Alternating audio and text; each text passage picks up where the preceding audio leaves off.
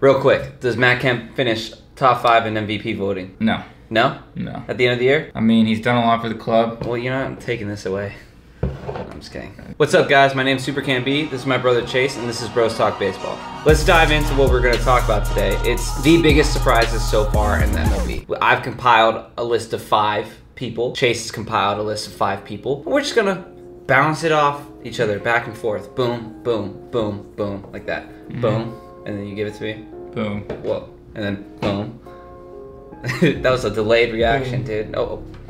We don't know each other's picks, so it's gonna be great. You're gonna see our natural reactions, and we're just gonna talk about it. We're gonna go 5 to 1, right? 5 to 1. 5 to 1, yeah, Right, our least to our most. So my 5th surprise is Brandon Crawford. Okay. The Giants picked him up, you know, back in the day, as a glove, right?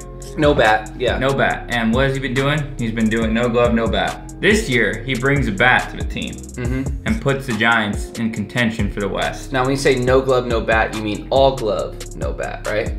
What has he been doing? He's been doing no glove, no bat. Yeah, that's what I meant. Yeah, Okay. sorry. That's a little, Clarify for the audience. But this year he brought a bat. And he's batting over 300. He's leading the shortstop voting in the NL West for All-Star. We got about 10 home runs, 30-some RBIs. I never think Brandon Crawford has an offensive threat, or never pick him for a fantasy league because he's useless, you know? But this year he's proven us wrong. So my 5th pick, this one's a little different. It's a 2-for-1, and it's a little bit off-key. We're gonna start the video off, really confusing people. I say the biggest surprise is Paul Goldschmidt and Nelson Cruz in their last 30 days. Here, one second. Look at their stats in the past 30 games, Chase. They're both hitting 350 plus, right? Leading average in the past 30 days of anyone else. An OPS of an incredible 1.2 OPS on base and slugging. And then you got 11 home runs, 12 home runs for Nelson Cruz, 11 for Paul Goldschmidt, 28 RBIs for Nelson, 25 for Goldschmidt, and 26 runs, 20 runs for Cruz.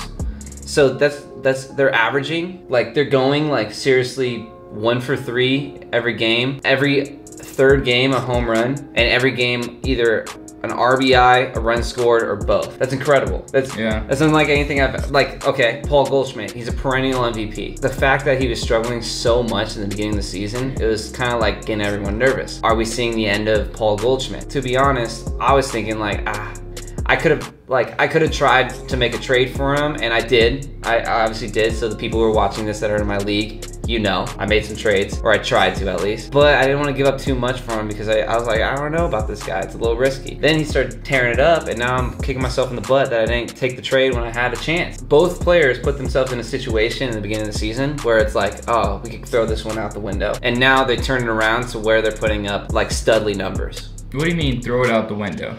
You throw out the season out the window, like they're a bust this year. No MLB player is gonna throw it out the window, especially when they have. No, I'm saying they're like both on playoff contending teams. Well, I'm saying like a fantasy owner would be like, you know, I would sell this guy. Paul Goldschmidt was saying 220 until he started tearing it up. 220. It's like, come on, dude. I have the young Scooter Gennett. Last year had a heck of a year, right? Had like 30 home runs, batted 280.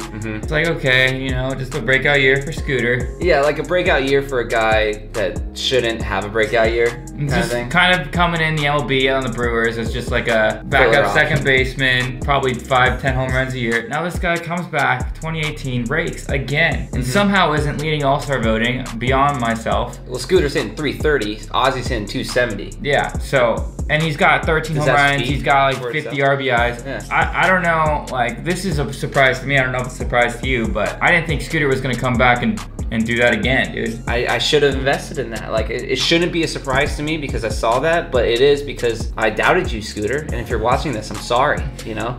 Good job so far. In a good transition to this, my 4th pick is the young Eugenio Suarez, for the 3rd baseman for the Reds. Okay. So 2 Red surprises. He's had a pretty good year. He's a career 260 hitter, which is above average. He has like, I don't know, he's been putting up like 20 home runs a year, right? But this year, other than the fact that he got his hand broken, he's only played 64 games, Chase, but check this out. He's hitting 300, right? 16 home runs, 59 RBIs with a .964 OPS. And JD Martinez is the only one who has more RBIs than Eugenio. And he's played 20 games less than JD Martinez. Just drives and runs. Is that a surprise for you? No. No, you thought he'd do that? No, I think... Thought he'd be second in the league. Eugenio? Yeah, Eugenio. Oh yeah, that's a surprise for me. Yeah. My third surprise is starting pitcher. First starting pitcher of the list. Okay. Miles Mikolas. Mikolas. So this guy, I don't know if you heard about him. No, I've heard of So him. this guy went to Japan for 3 years after struggling in the MLB. Comes back first year, back on the Cardinals, you know, pretty good league to pitch in, right? You gotta be pretty good to be good in that league. He posts 2.64 ERA. He's striking out guys. He's got good stuff. And he's probably the ace for the Cardinals right now. He's probably the best pitcher on the Cardinals right now. But is it that much of a surprise? Let's be honest, we're talking about the Cardinals here. Yeah, but these guys are, but you gotta think of it this way though. This guy's coming from Japan. I know, he's coming from Japan, that makes sense. As like an American.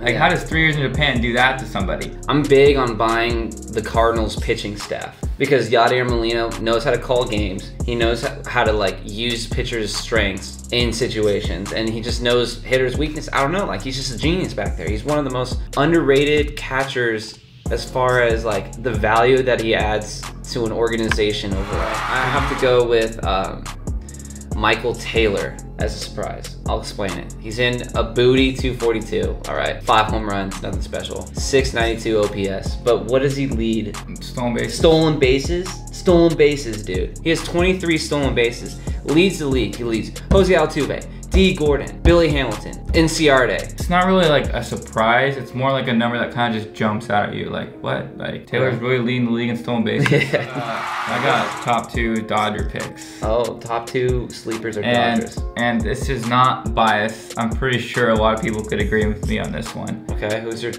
So my 2 is Ross Stripling. Okay, yeah, it comes out, MLB debut, no hitter through like 7 1/3, right? It's like, okay, this is our guy right here. This is our guy. It's a stud. And then he comes back and just doesn't really find himself in the rotation anymore. Finds himself in the bullpen. And he's a decent bullpen piece. Like Roberts likes him in the 8th, likes him in the 7th, you know, before Brandon Morrow came up. Average bullpen guy, you know, just starting it off. It comes when Kershaw comes down. Plague of injuries. Then comes in and just deals, dude. This guy's got a sub 2 ERA. He's 6-2. Yeah. He strikes out a lot of guys. It's not like he's just getting contact outs. He's striking out guys. He's getting swing and miss. He's got swing and miss stuff. I heard from somebody, his curveball he throws harder now. So it's harder to read if it's a curveball. Oh, it's firm. So it's like a Lance curveball? It's like a Lance curveball, yeah. Oh. So that's his pitch right now. Yeah, dude. I didn't see him coming into the rotation doing that. Did you see any of that happen? I didn't see him coming into the rotation in general. I thought he would live in the bullpen for the rest of his career on the Dodgers. Then he comes in the rotation, and I'm like, oh my gosh, this is where our season's coming to.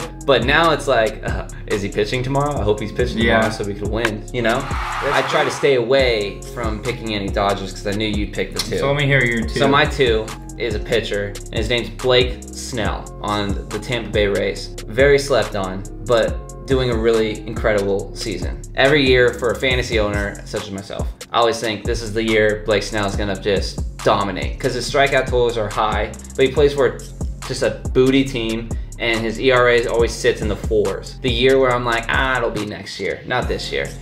It's this year. 1.04 whip, the 2.31 ERA, 101 innings pitched, 113 strikeouts with 40 walks. Compared to last year, career ERA of 3.35. Because of this year, it brought it down a little bit. His walking rate is a little bit higher than it was last year. I think he had like 43 walks total last year, and already this year he has 40 walks. But his strikeout rate is also incredibly high, and his average against he's untouchable. Average against is 183. The bummer is he plays for the Rays, so he doesn't get a lot of attention, but that's one of the biggest surprises for me, at least. Yeah. 25 years old, plays for a bad team, but he's carving. He's out here dealing. I'm gonna have to disagree with you on this one. What, you saw Blake Snell coming? I did. No, you don't. Stop. I did. Everyone thinks that they saw it coming. No. You didn't draft him, so you didn't trust it, just like me. Dude, right? I saw Blake Snell coming because this guy has always had command problems, and he's walking a lot of guys this year, but he's always had the stuff, dude. Like Chris Archer's kind of declining. He's like, all right, man, this is my time to show this club I'm the ace, and I deserve to be somewhere better. I deserve to get more pay, and he's doing it. He's delivering. So anyways, moving on to my number 1 pick. Number 1 pick. Let me pull it up. Max Muncy, The dude. Muncer. Maximilian. If anybody says they saw this coming, just close out. I don't even want to see your face. Just stop the video right now. Get out of here. Yeah, why are you watching this if you know everything? Cameron, he there is didn't to even know. play in the MLB last year. He's got more home runs this year than he has in his career, and he's been in the career in the MLB for like 2 or 3 years. He's walking a bunch. His OPS is over 1,000. I think he has more walks and strikeouts in the past 30 He probably does. His at-bat per home run ratio is 1-7. Goodness gracious. Justin Turner, Logan Forsythe, Corey Seager, they all go down, you know? And I'm like, Muncy's up now. Like, gosh. He's just got We're really struggling here as a Dodger family. And then, oh boy, Muncy, did I underestimate you. If you're watching this too, I'm so sorry. Please find in your heart to forgive me. Yeah, honestly, like, please. Well done, dude. Yeah. You become one of my favorite players. I want a jersey. There's no jerseys from you. Cameron and I want a Yeah, jersey. we were looking for jerseys. We couldn't find your jersey anywhere. Yeah, I mean, obviously that would be my #1 pick too. But I figured it was your #1 pick, so I had a backup. This is mine. Tyler Skaggs.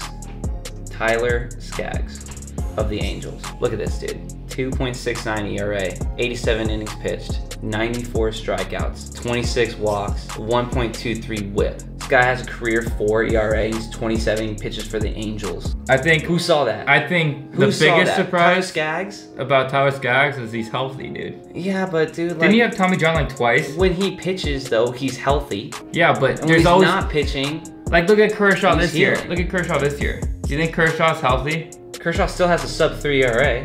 Yeah, but it's Kershaw, dude. I know. But It's I'm the best saying, pitcher like, in the world. The when best he- pitcher ever to play baseball ever. When he's pitching, he's doing good. He's just not healthy. It's Yeah. not like injuries are gonna prohibit you from doing good when you're back. Obviously, the numbers he's putting up are very surprising as well. Like, look at Brantley this year, dude. Brantley, don't compare Brantley to Skaggs. Brantley, Don't.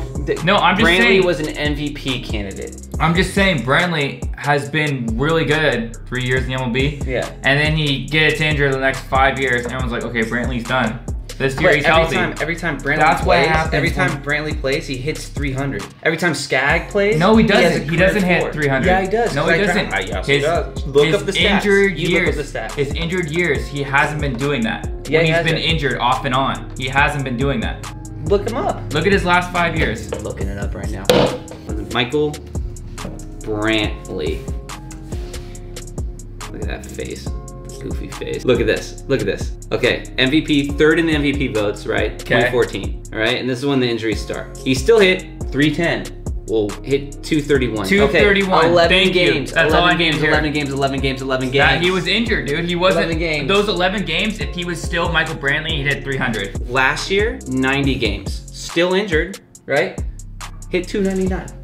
That's 300. Round up. He had 9 home runs. This year he has 11. 231. He has 11 do you in 68 Do you want to games. know? You want to hear his career average? 294. Do you think So the do you think- 231 do you to think 11 Brantley- games affected that Do you career think average? you don't think Brantley was affected by his injuries? Oh, 100%. He couldn't play. So on the field, you don't think that 2016 season he was lingering from his injuries? That's why it caused him at We're looking up 231. Tyler Skaggs. He just had a little slump. Skaggs. He missed 2015 just in general. Yeah, That's brutal. 4 or 5 half a season. I think Felix Hernandez has been healthy the last 5 years. Tyler Skaggs was a prospect. They would say either Garrett Richards or Shohei. Let's go put Joey over there at third and see if he hits a couple dings.